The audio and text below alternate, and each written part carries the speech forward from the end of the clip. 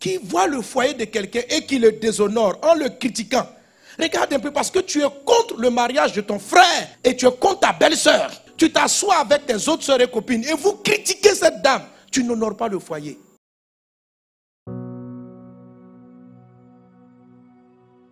David a une femme qui s'appelle Michal.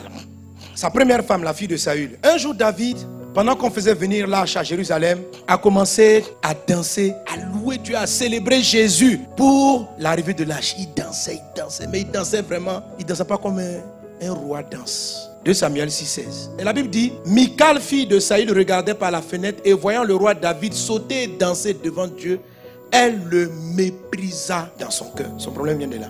Le mépris. Quand on continue, quand son mari va rentrer à la maison, parce qu'elle a vu par la fenêtre, elle va lui dire 3 mots. Elle dit, toi comment un roi? Tu sais ce que c'est qu'un roi? Elle, c'est la fille de Saül, le premier roi. Elle vient de la noblesse. Elle sait comment on marche, comment on se tient. Elle est élégante. Elle dit, toi comment tu peux te comporter comme ça? T'avilir devant les gens. David lui répond, maman, je ne dansais pas pour les hommes, hein. Moi je dansais devant le Créateur. Même les serviteurs là, malgré tout, ils vont m'honorer. Ils vont m'honorer même mieux qu'ils ont honoré ton papa. Et le texte continue en disant, oh Michal, fille de Saül, n'eut point d'enfant jusqu'au jour de sa mort. C'est-à-dire, elle l'a méprisé et elle lui a dit, un roi ne danse pas comme ça. Elle n'a pas honoré Dieu. Elle n'a pas su honorer son mari. Verset 22. Donc, comme on a fini d'expliquer, il a dit, oh Michal. Ça veut dire que la stérilité de Michal était différente de la stérilité de Anne. Qui, elle, c'était une épreuve. Sarah, c'était l'épreuve des longues attentes, d'un besoin essentiel, l'épreuve 1 du désert. C'était pas un péché. Il y a des péchés aussi qui peuvent entraîner la stérilité. Mais il y a des malédictions qui rendent les gens stériles. Et pour elle, c'était une malédiction. C'est pour ça qu'elle n'a pas d'enfant. Et quand c'est une malédiction, c'est une parole qui vient de Dieu. Parce que tu as déshonoré un principe. Elle, qu'est-ce qui a été frappée? Parce que David est fécond. David a eu d'autres enfants. Qu'est-ce que Michal n'a pas eu? Elle était une jeune femme. C'est son cycle qui a été bloqué. Elle ne pouvait pas enfanter. Pas parce qu'elle n'avait pas d'organes. Parce que son ovulation s'est arrêtée. Ça s'est arrêté pourquoi? À cause d'une loi du déshonneur. C'est ce qui a entraîné son problème. Et c'est ce qui m'est arrivé. Mon père vient me dire, j'étais en classe de première. Je n'étudiais pas beaucoup en classe. J'étais dehors en train de prêcher l'évangile, j'ai réévangélisé tout le monde. J'ai augmenté, je pouvais prier 17h à 18h par jour. Mes études ont commencé à prendre un coup. En seconde, j'avais 5 heures de prière, d'évangélisation. Je travaillais très bien. En première C, mon uniforme commençait à baisser. Mon père, en tant que papa, me dit, fils, travaille un peu. Moi, j'ai vu ça comme une persécution. Comme il est musulman, moi, je suis chrétien. Et je sers Dieu. À l'école, on m'appelait Pastori.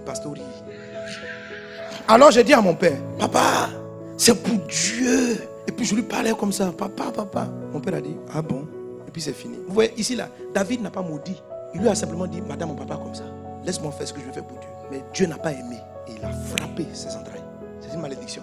Ici, il n'y a pas de démon à chasser. Si vous partez faire sa délivrance, elle sera toujours stérile. Elle a méprisé une loi. Quand mon père a dit, je ne me souviens même pas de l'histoire.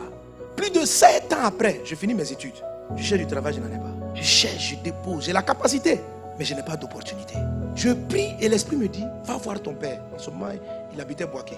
Je prends le cas, je vais à Boaké. Je dis, papa, je viens te demander pardon. Il dit, pourquoi?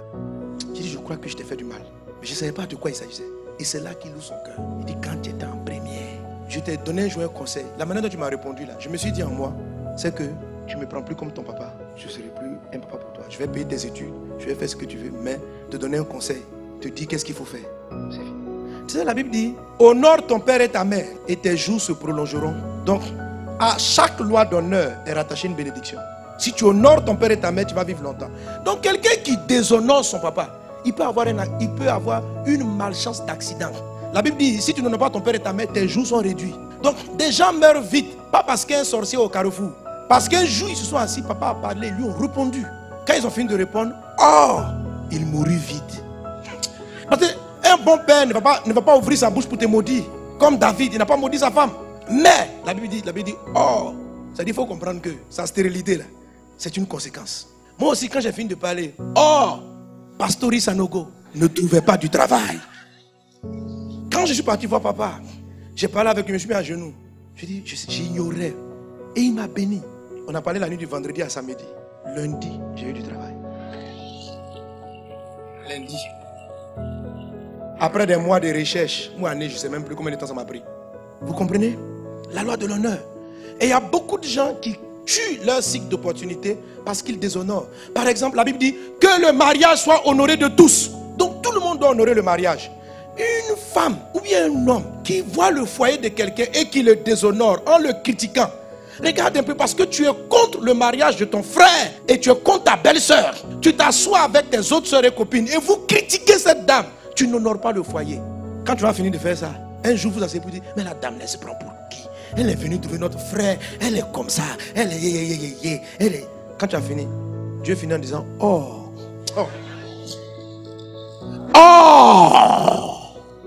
ton mari t'abandonna. Oh, tu n'es pas de mari. Oh, ton foyer fut toujours conflictuel. Ouais. On honore un couple, on honore un foyer. Qui t'a établi juge? Tout ce que Dieu honore ne t'avise pas. Madame Michal a donné son avis. Il y en a qui, c'est un point de vue. Un roi danse comme ça, on danse comme on ne sait pas. Mais il ne faut pas mépriser Dieu. Il ne faut pas mépriser. Il y a des manières de parler. Il y a des manières de parler, même quand quelqu'un a tort. La Bible dit par exemple, celui qui donne le pauvre donne à Dieu. Si tu te moques d'un pauvre, tu vas payer. Dieu honore les gens qui n'ont rien. Et toi, tu es là dans la ville. Parce que je dis, tu es un petit chef de service. Pauvre là, on vous dit d'aller à l'école, vous n'allez pas. Après, c'est pour venir demander l'argent aux gens. Tu as fini de parler. Oh, tu perdis ton travail 3 mois plus tard. Oh, plus personne ne voulut t'embaucher. Tu as été maudit. C'est une malédiction personnelle, ce n'est pas une familiale. Ce n'est pas local, c'est personnel. Ce n'est pas territorial. Ça paraît banal, hein? Un matin comme ça, tu vois, il y a un jour, le prophète Élisée, il était chauve. Des enfants sont enlevés comme ça. Chauve, chauve, chauve. La Bible dit, si quelqu'un se moque d'un aveugle, de quelqu'un qui est handicapé, tu te moques des gens qui ont des problèmes physiques naturels. Tu entraînes une malédiction personnelle. Tu attaques, comme j'ai dit, le foyer, la famille de ton frère. Tu soutiens même sa maîtresse. Il laisse sa femme, il va chercher une fille. Et c'est toi qui la regardes. Tu lui donnes des docs. Tu vois mon frère là. Si tu veux prendre mon frère, ce que tu dis, toi aussi on dira, oh. Maintenant ce que le oh va venir, on ne sait pas. Parce qu'il y a 12 formulations possibles. Et toutes les 12 peuvent te frapper. Il y a certains qui vont arriver à des cycles réguliers. Ils n'auront pas l'opportunité de se comprendre avec leur conjoint. Des palabres récurrents. Il y a des gens à cause de s'être moqués d'un pauvre, d'avoir méprisé des personnes. Les portes du travail leur sont fermées. Ils sont compétents, ils sont intelligents. Ils vont là-bas. À un moment donné, ta tête énerve le patron, il te vire. Inopportunité. Alors, simple. Quand ça arrive, fais comme j'ai fait. Quand c'est une malédiction d'ordre personnel, c'est très simple. Va voir la personne, demande-lui pardon. Va voir ta belle-sœur, présente les excuses. Et des fois, elle va pas vouloir te pardonner. C'est tellement tu l'as fait mal. Demande pardon à Dieu, demande pardon aux gens. Si le pauvre que tu as insulté là, tu ne sais pas où il est parti, parce que tu ne l'as plus revu, demande pardon à Dieu et bénis sa vie de loin. Tu vas réactiver. Tes yeux vont s'ouvrir. La Bible dit si quelqu'un dit du mal de son père et sa mère, sa lumière va s'éteindre. C'est la lumière. La Bible dit si quelqu'un critique sa maman, se moque de sa mère, les corbeaux vont casser ses yeux. Proverbe chapitre 30, verset 17-18. Les corbeaux. Donc c'est comme si tu ne vois plus les opportunités. Quand les gens arrivent, quand Dieu envoie ta bénédiction à droite, tu pries avec celui qui est à gauche. C'est comme ça. Tu auras toujours les faveurs. Tu ne sais même pas où elles arrivent. Et puis tu es toujours à côté. Le jour où Dieu fait apparaître l'homme qui va t'ouvrir les portes du sommet, tu devras marcher avec l'homme qui va t'envoyer en dessous. C'est comme ça. Tu ne fais pas exprès, mais tu es aveuglé. Tu es aveugle. Pourquoi? Parce que tu as déshonoré ton père et ta mère. Parce que c'est toi qui as... Le jour où tu travailles, tu as eu un petit salaire, tu lui donnais un peu d'argent. Ta maman parle, tu lui réponds, ta copine du quartier. Maman, je te dis 2 mots. Maman là. Jusqu'à tu as enlevé maman même, puis tu l'appelles par son prénom. Ah mon mère. Quand tu as fini de faire la phrase là, oh, que Dieu te bénisse. Restaure les grâces et les faveurs. Honore ce que tu dois honorer. Ne méprise personne. Le monsieur n'a pas d'argent, il est boiteux. Respecte-le, honore-le. Si tu sais honorer un plus faible que toi, Dieu va t'élever. Et l'honneur de l'élévation, c'est ça va honorer même des gens. Tu honores celui qui est au-dessus, mais tu honores celui qui est en dessous. Tu respectes. Ça là, ça ouvre les portes du sommet pour Dieu. Tu les honores. Tu prends, même si ça n'est pas bon, tu le prends. Tu lui mets à l'aise, tu lui fais plaisir. Dieu va t'élever, il va te créer les opportunités là, tu vas les voir. Que cela soit ton partage au nom de Jésus. Soyez bénis dans le nom de Jésus. La grâce surabonde dans ta vie dans le nom de Jésus. La faveur est ton partage dans le nom de Jésus. La bénédiction est ton partage dans le nom de Jésus. Alléluia. On va prier. Si quelqu'un vraiment a quelque chose à se reprocher, mets la main sur le cœur, je vais prier. Alléluia. Je ne vais pas te condamner. Je vais te dire que Dieu, sans tenir compte des temps d'ignorance, annonce maintenant à tous les hommes qui ont se repentir. Dieu ne tient plus compte des temps d'ignorance. Tu as fait une erreur dans le passé. Aujourd'hui, le sang de Christ vient te pardonner. Alléluia. Et même si la personne n'est plus vivante, même si, je ne sais pas, tu n'as pas l'occasion de la revoir, la miséricorde de Dieu va aujourd'hui effacer ton erreur et te repositionner là. Mais seulement comprends le principe. Honore ce que Dieu demande d'honorer. Donc, en règle générale, ne méprise personne. ne méprise personne. Quand tu parles à des gens, fais attention à tes verbes, à ta manière de parler. Quand tu parles à une personne qui a une grâce de l'honneur, fais attention à ce que tu dis, au ton que tu utilises, à la manière dont tu parles. Et tu vas voir, tu vas te pardonner et tu vas restaurer. Qu'il en soit ainsi dans ta vie, dans le nom de Jésus. Que le cycle des opportunités soit restauré dans ta vie. Que tu arrives à saisir les opportunités que le Christ t'envoie dans le nom de Jésus.